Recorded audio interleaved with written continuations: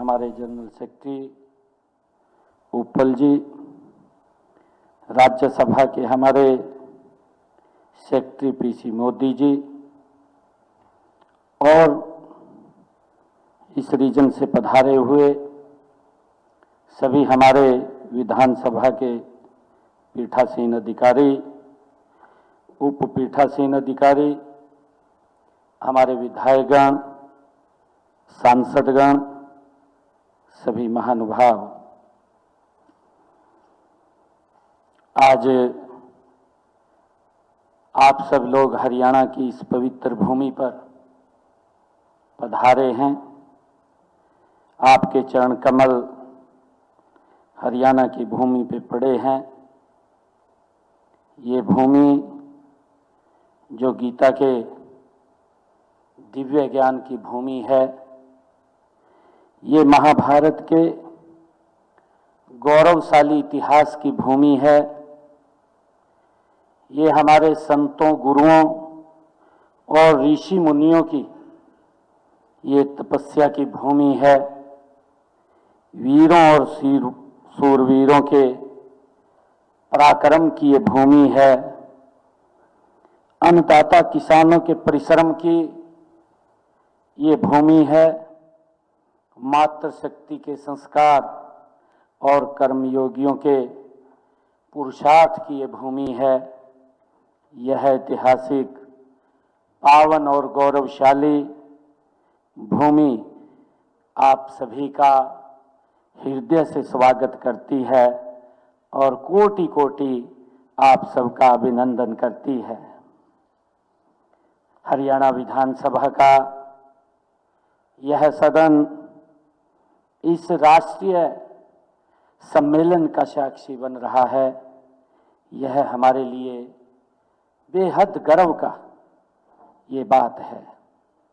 हरियाणा के लिए बड़े गर्व की बात है, लेकिन इससे भी बड़ी बात यह है कि यह सदन स्वयं एक जीती जागती विरासत भी है।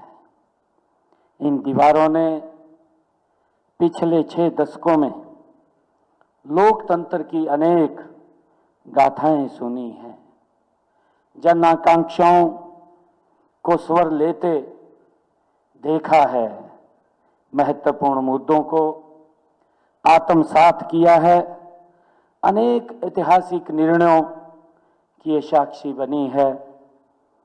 जैसा बताया भी है कि 1966 में जब हरियाणा बना तब लोगों ने कहा छोटा राज्य है, ये चर्चा का विषय था, संसाधन कम है, इस प्रकार की चर्चा थी, रास्ता कठिन है।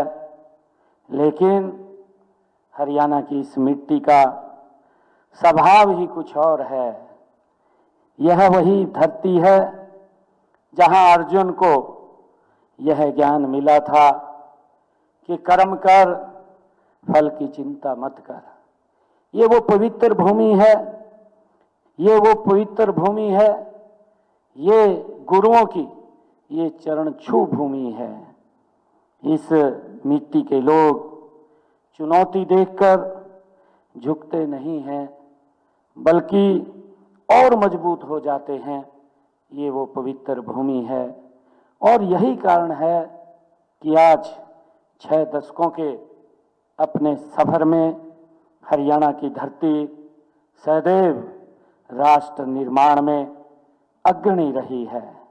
चाहे वो कृषि हो, चाहे खेल हो, सेना हो, उद्योग हो या सामाजिक परिवर्तन, हरियाणा ने देश को नई ऊर्जा, नई प्रेरणा दी है।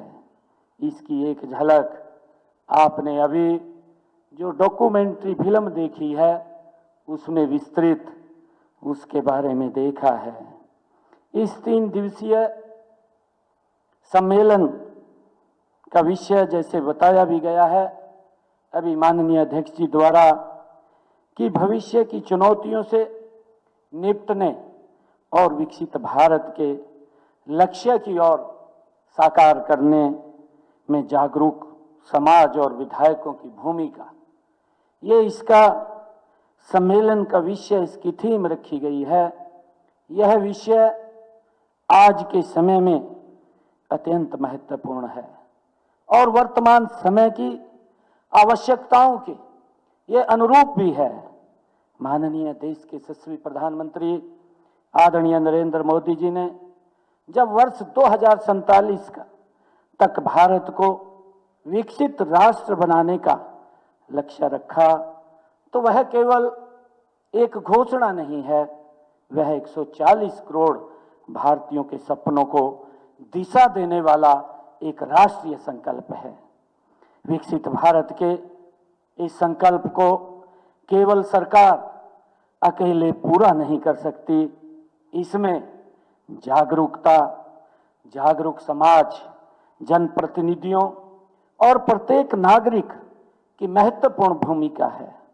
हमें ऐसे निर्णय और ऐसी नीतियां आज बनाने की आवश्यकता है जो समाज के अंतिम व्यक्ति तक विकास का लाभ पहुंचाए। हमारा लक्ष्य केवल आर्थिक रूप से समृद्ध भारत नहीं है, बल्कि ऐसा भारत जो आत्मनिर्भर हो, हर नागरिक को अवसर देने वाला हो, ताकि तकनीकी और नवाचार में अग्रणी हो, पर्यावरण के प्रति जिम्मेदार हो, सामाजिक न्याय से ये परिपूर्ण हो और लोकतांत्रिक मूल्यों के बल पर विश्व को एक नई दिशा देने वाला हो। साथियों, आज पूरी दुनिया अभूतपूर्व परिवर्तनों के दौर से गुजर रही है, जिसकी चर्चा अभी की भी गई है। चाहे एआई का बात हो, आर्टिफिशियल इंटेलिजेंस, साइबर सिक्योरिटी, जलवायु परिवर्तन, ऊर्जा की बढ़ती जरूरतें, डिजिटल अर्थव्यवस्था, वैश्विक प्रतिस्पर्धा और सामाजिक असमानताएं हमारे सामने नई चुनौतियां बनकर के आज खड़ी हुई हैं। इन चुनौतियों का समाधान केवल प्रशासनिक निर्णयों पर यह संभव नहीं है। इसके लिए जन जागरूकता, सामाजिक सहभागिता और प्रभावी विधायी नेतृत्व की आज आवश्यकता है। साथियों, हरियाणा ने विकसित भारत 2047 के विजन को केवल एक नारे के रूप में नहीं, बल्कि एक सामूहिक संकल्प के रूप में आत्मसात किया है। और हमने इसे केवल कागजों पर नहीं लिखा, बल्कि जमीन पर उतारा है। मुझे खुशी है यह बताते हुए कि वर्ष 2025 में हमने डिपार्टमेंट ऑफ फ्यूचर, जिसकी चर्चा अभी की गई है, उसकी स्थापना की गई, जो देश में अपनी तरह की एक अलग अनूठी पहल है। क्योंकि हम भविष्य की तैयारियों कल पर नहीं छोड़ना चाहते। 2047 का हरियाणा कैसा होगा, उसकी नीतियां, सुधार और प्राथमिकताएं, यह सब आज से ही तय हो रहा है। साथियों, हमने विकसित भारत 2047 के संकल्प को आधार